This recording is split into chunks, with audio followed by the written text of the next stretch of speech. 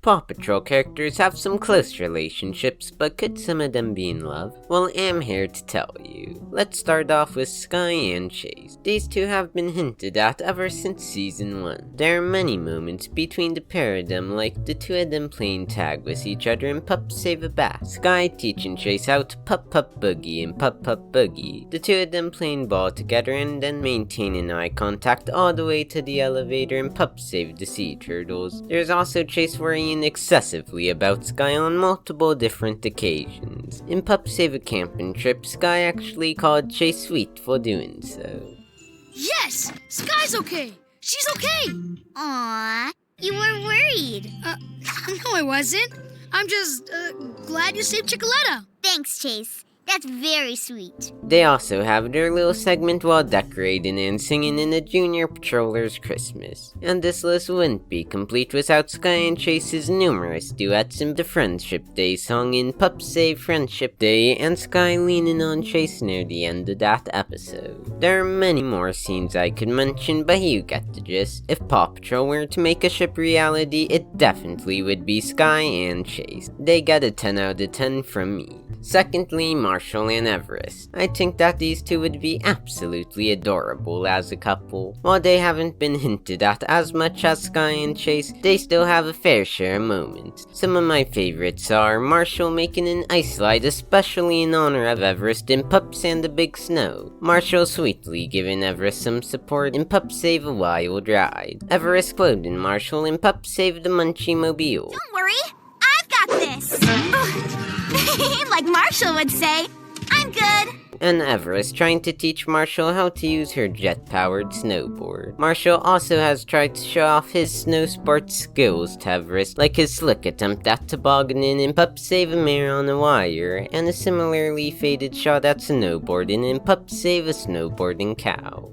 I'm a pretty good snowboarder, but I could probably use a few tips myself. Like, watch out for that tree? Where? Whoa! You are good! And like how Chase had shown some unease for Sky's safety, Marshall has shown a bit of worry for Everest. Those bears are getting awfully close to Everest. Then Pups barely saved Darren Danny X. I also believe that Marshall's sometimes worrisome and or anxious demeanor could be nicely balanced out by the eager and confident personality of Everest. Overall, they get a 9 out of 10 from me. Next up, Sweetie and Arby. Pups Save a Floating Royal carriage was their first time meeting. In that episode, Arby steals a carriage that Sweetie stubbornly stays in. Once she's on the ship, she tries to convince the pirates that she is Barkenberg's queen. After that, Busby gets knocked off the ship and Sweetie dives in after him. Arby, being the instinctively helpful pup he is, goes in a lifeboat to save her. Though later in this episode, we see a more interesting moment where Sweetie makes a sacrifice for him. As Sky is airlifting her back to safety, she spots Arby in trouble. She tells Sky to lower her down so she can save Arby, and luckily the rescue succeeds. After Sky brings the pair of pups to land, the princess reveals that Sweetie isn't queen. Sweetie timidly admits to fibbing. However, Arby doesn't care and then thanks Sweetie for saving him, calling her his new friend. The princess is very excited that Sweetie finally made a friend of her kind and offers Arby to stay with them as Sweetie's royal puppy playmate. Unfortunately, Arby declines, staying loyal to his master Sid. He then hops on their pirate ship and sails back out to him. But moments after, the Earl says this line: "Never underestimate the power of an old friendship."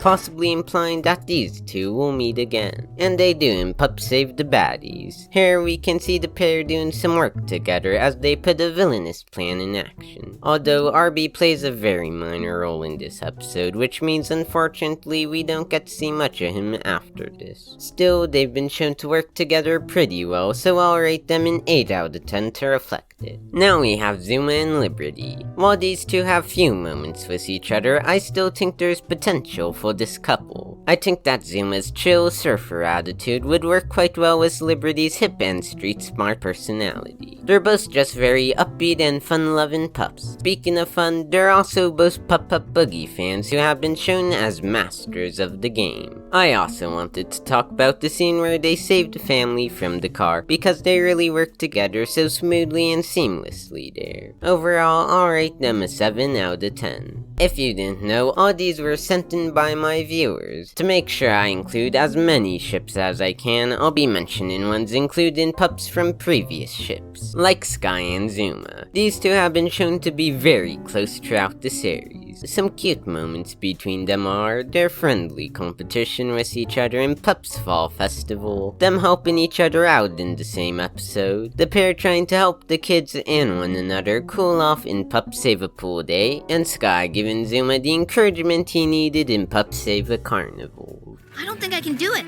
Yes, you can. If you can bounce a kitten out of a castle, bouncing a lizard's easy. Well, okay. Yay! I did it! Also, in Pup Save a Merpup, the two of them spent pretty much the entire episode with each other. I think these two have some great chemistry with each other. As a romantic couple, I give them a 6 out of 10, but as simply besties, they get a 10 out of 10. Here we've got Rocky and Coral. They have few interactions with each other, but still could work. We could see an opposites attract sort of situation here, with Rocky who detests water, and Coral who admires it. But one thing they do have in common is that they both love being merpups. Pretty cool to be a merpup, except for the getting wet part. Overall, a 6 out of 10 for me. By the way, if you've enjoyed so far, Sky would like it if you'd like the video and subscribe. Speaking of her, here are Sky and Marshall. Some notable moments between the pair are Marshall being very excited to show Sky his dance moves in Pup Save a Cornrows. I can't wait to show Sky the dance moves I've been practicing for the hoedown. Well, howdy, partner. Partner? Sky giving Marshall a pep talk to boost his confidence in Pup Save a Show. The pair of them watching stars together in Pup Save a Space Toy. And them sharing puns with each other at the end of Pup Save the Squirrels. How do you like my nutty trick? You're such a corny pup!